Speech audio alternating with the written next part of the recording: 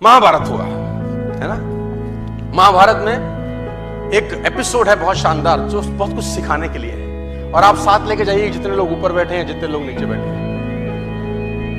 महाभारत में एक एपिसोड हुआ कि उसमें एक मार्मिक टच है। हालांकि तो युद्ध हुआ तो दोनों तरफ से लोग मरे। 18 अक्षौणी सेना थी। 18 अक्षौणी। 18 अक्षौणी का मतलब अब डिटेल में समझाने का मत बोलना कि एक अक्षौणी में कितने रथ होते हैं, कितने हाथी होते हैं, कितने घुड़सवार होते हैं। अब मत समझिए, मोटा मोटा समझिए। 18 अक्षौणी। 18 में 11 कौरवों के पास थी, 7 पांडवों के पास थी। मतलब पांडवों की सेना 7 अक्षौणी थी और कौरवों की सेना 11 थी। उनकी फालतू थी, कोई दिक्कत नहीं। बहुत लोग मरे, करीब करीब 1 करोड़ लोग मरे महाभारत के युद्ध। 1 करोड़ लोग उस जमाने के। पॉपुलेशन तब भी थी, हमको रोते रहते हैं 100 करोड़ हो गए, तब भी साला 1 करोड़। उसमें एक मार्मिक एपिसोड है। मार्मिक एपिसोड यह है कि अभिमन्यु वध, उसका सबसे मार्मिक एपिसोड है कि अभिमन्यु को घेर के मारा गया।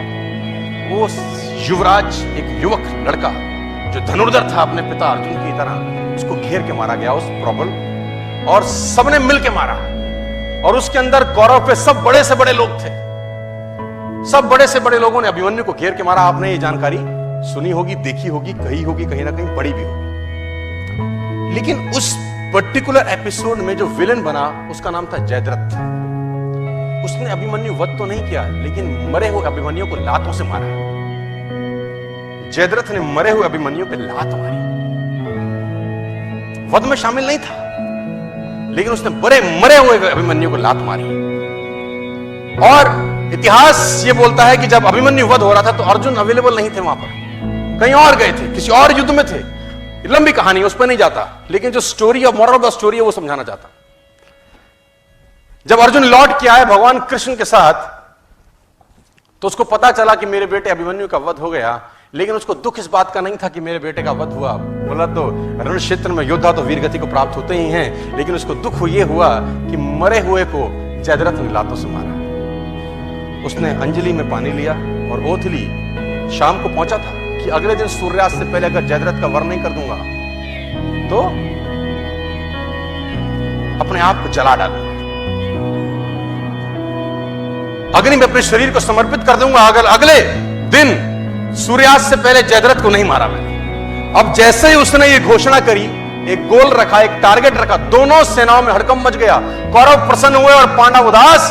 कौरव इसलिए प्रसन्न हुए कि एक दिन बचाना है बस जयद्रथ को। अगर एक दिन बचा लिया, अर्जुन मरा, खेल समाप्त हो जाएगा, क्योंकि मेन प्लेयर यही है। मेन प्लेयर तो वही था ना। और पांडव इसलिए परेशान हुए कि ये क्या कर बैठा, एक दिन न ढूंढ सके तो क्या होगा। अर्जुन गया, अर्जुन गया तो खेल गया। और धर्मयुद्ध था, तो शाम को संध्या के बाद जब सूर्यास्त हो जाता था तो युद्ध नहीं करते थे। अगले दिन जैसे ही सूर्योदय हुआ, युद्ध की भेड़ी बजी और उस भेड़ी के अंदर अर्जुन और कृष्ण ढूंढने लगे जयद्रथ को। और कौरव भी कुछ छोटे मोटे तो थे नहीं, भगवानों से लड़ रहे थे, तो कुछ ना कुछ तो उनमें भी टैलेंट रहा होगा। उन्होंने जयद्रथ को छुपा लिया।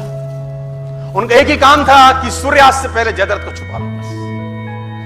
और दिन चढ़ने लगा, सांसें चढ़ने लगी, और जैसे जैसे दिन निकलता रहा कौरव और प्रसन्न होते गए और पांडव और उदास।